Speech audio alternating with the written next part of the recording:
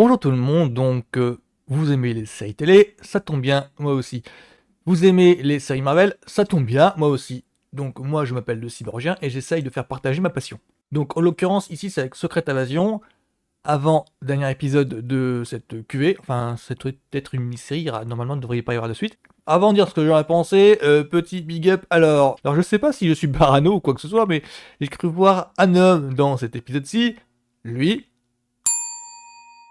Donc cet homme-là s'appelle Donald Sutherland. Si jamais vous le voyez, appelez tout de suite le FBI, parce que c'est FBI Most Wanted. Non, je déconne, parce que en fait cet acteur-là est habitué au rôle de bad guy, qui traverse les films et tout le temps avec des rôles ambigus machiavéliques. Et si jamais je parle de lui, c'est simplement parce qu'il a joué dans le film L'invasion des profanateurs de sépulture, la version 70, film dont j'avais parlé dans une vidéo précédente. Il joue aussi dans Haute Trahison, film dont j'avais parlé la semaine précédente. Donc l'invasion des profanateurs de sépulture, je crois que c'est la version 70, et pour Haute Trahison, c'est un film avec Charlie Sheen.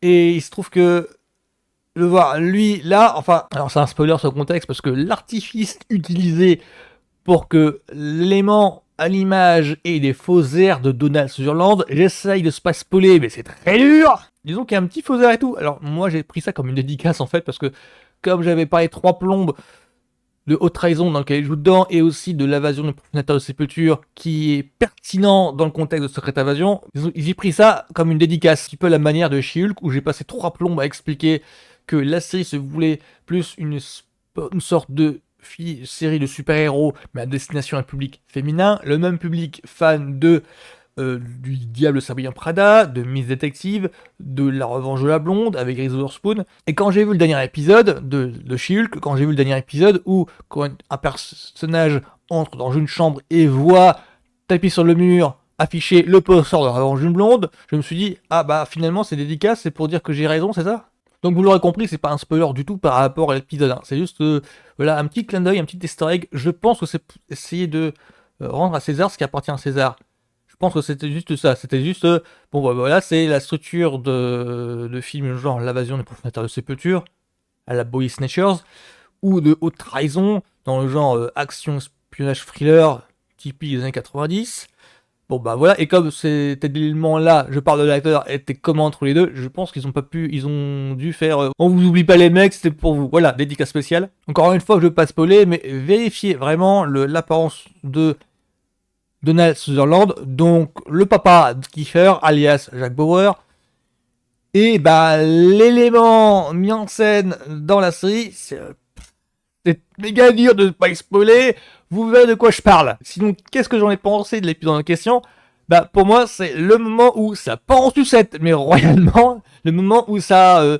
où le méchant exulte, où le méchant qui a tous les pouvoirs maintenant, qui a passé 4 épisodes à convaincre un monde incrédule que c'est lui qui avait raison, donc le peu de pouvoir qu'il a, c'est bon, il en profite. C'est ce moment-là, dans les films de série B, genre Haute Trahison, ou dans Meurtre à la Maison Blanche, enfin le film avec Wesley Snipes, bah, c'est ce moment-là, c'est le moment où c'est bon, le mec il dévoile sa face cachée. C'est le moment où les menaces qui étaient dans l'ombre un peu avant, qui réclamaient le peu de confiance, le peu de pouvoir en fait au chef d'État, quand ils l'ont, ils font n'importe quoi. Genre, ils envoient des missiles dans le cœur de tout le monde, et ils fomentent des complots contre quiconque s'oppose à eux. C'est le moment où il y a des scissions, où il y a des mutineries qui s'engagent, et où bah, les méchants ils se laissent pas faire. C'est tout ce moment-là. C'est dans ces films d'action, c'est le moment où bah, le vilain montre son vrai visage, et le peu de pouvoir qu'il avait, bon bah finalement il l'utilise contre tous ceux qui s'opposent à lui. C'est aussi le moment où le héros reprend du poil de la bête et se dit que bon bah il est temps d'agir maintenant. Du coup pour Secret Invasion, là cet épisode-ci, bah pour moi c'est totalement gratifiant, parce que bon bah c'est bon, les quelques pistes que j'avais cru déceler ici et là, c'est bon bah ils se confirment, c'est grosso modo, ouais c'est une structure de série B thriller à la Haute Trahison, comme je vous l'ai dit, mélangé à du Body Snatchers version d'Abel Ferrara. Bon bah pour moi on est juste à l'avant-dernière acte, c'est tout.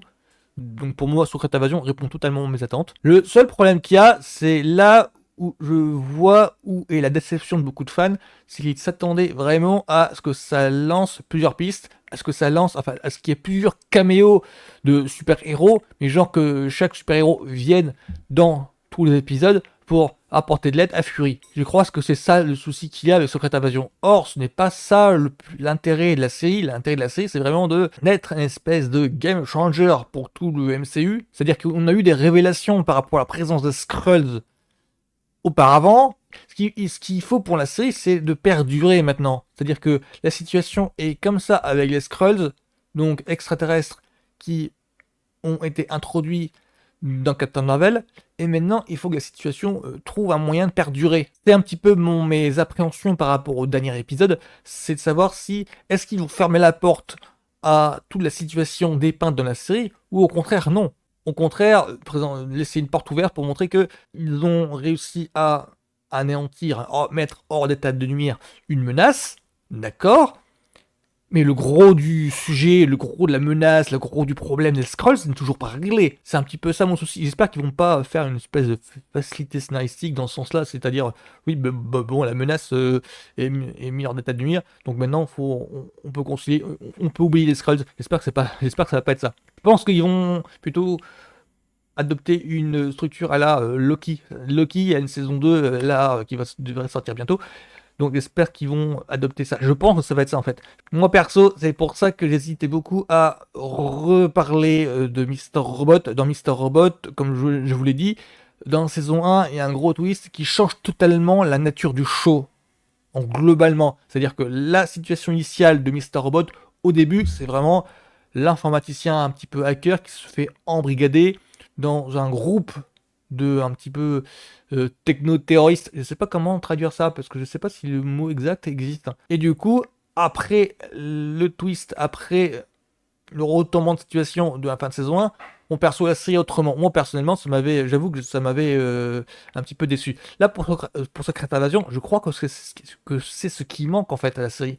Je crois que c'est ce qui manque. S'il n'y a pas un gros twist, je pense que ça va décevoir beaucoup de monde et que tout le monde va l'arranger en mode série mineure. Alors que je pense vraiment qu'il y a moyen que la série soit mémorable, que la série soit juste voilà un petit passage obligé, que ceux qui bâchent un petit peu la série retournent leur veste. Ça s'est vu souvent, hein, surtout dans l'MCU là, parce que je vois beaucoup qui retournent leur veste sur phase 2 alors qu'elle s'est fait sacrément bâcher à l'époque. Donc pour moi, la Secret Invasion, dernier épisode, totalement confiance par ce que le showrunner, c'est celui de Mr. Robot, c'est pas n'importe qui, c'est Kyle Bradstreet, hein, quand même. Je suis fier de pouvoir le prononcer maintenant, hein, c'est pour ça que je le répète. Mais pour Secret Invasion là, c'est l'action n'est tambour pas tant, c'est l'action, je dirais, c'est un petit peu une forme de thriller espionnage, mais blockbusterisé, je sais même pas si le mot existe. Grosso modo, ce que j'essaie d'exprimer, c'est que c'est devenu une sorte de plus un film d'action qu'un film d'espionnage. C'est-à-dire que avant, ça prenait la forme d'une série d'espionnage sobre. Je pense par exemple à Homeland, mais le problème qu'il y avait, c'est que cette forme-là d'espionnage sobre, beaucoup l'ont perçu comme lambda, parce que beaucoup m'ont répondu « Attends, tu racontes n'importe quoi, les James Bond et les Missions Impossibles, hein, ça peut de tous les côtés, c'est des vrais films d'action. » Oui, mais justement, ce sont des films d'action, ce ne sont pas des films d'espionnage. Parce que tout ce qui est James Bond, tout ce qui est Mission Impossible, l'intrigue d'espionnage sert de prétexte pour motiver les scènes d'action.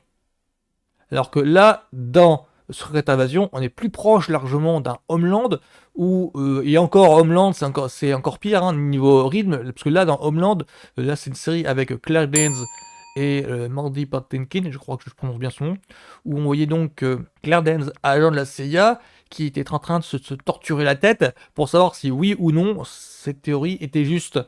Et il n'y a aucunement de l'action dans cette série-là. Mais vraiment, c'est genre, il y a une scène d'action tous les 5-6 épisodes. 5-6 épisodes. La QV compte 12. Vous imaginez un petit peu qu'est-ce qu'il y a pour combler les vides. Et c'est une série sans filler. Hein. C'est une série avec très très peu d'épisodes indépendants. C'est-à-dire qu'il y a une histoire qui se déroule en 12 chapitres. Je parle là de Homeland. Je crois que c'est AMC, si je ne me trompe pas. Ou Showtime. Enfin voilà, c'est une série Homeland, d'espionnage, mais vraiment espionnage à 100%.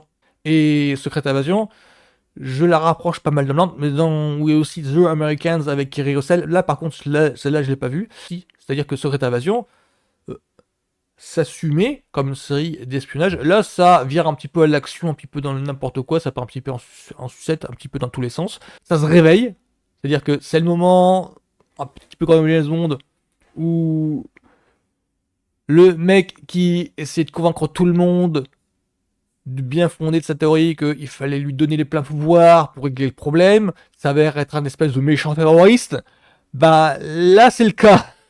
C'est tout à fait le cas. Donc pour moi Secret Invasion, là, pour l'épisode 5, s'intitule Harvest, moi j'ai bien aimé fortement, j'ai bien aimé. J'attends vraiment le dernier épisode pour voir dans quelle direction la série voulait nous mener par le bout du nez, je dirais. Donc voilà, c'était donc ma chronique de Secret Invasion. Pour moi, totalement convaincu. C'est pas la série du siècle, mais franchement, il y a de beaux restes, elle mérite d'être vue. Donc voilà, donc je vous dis à la semaine prochaine tout le monde. Bonne journée.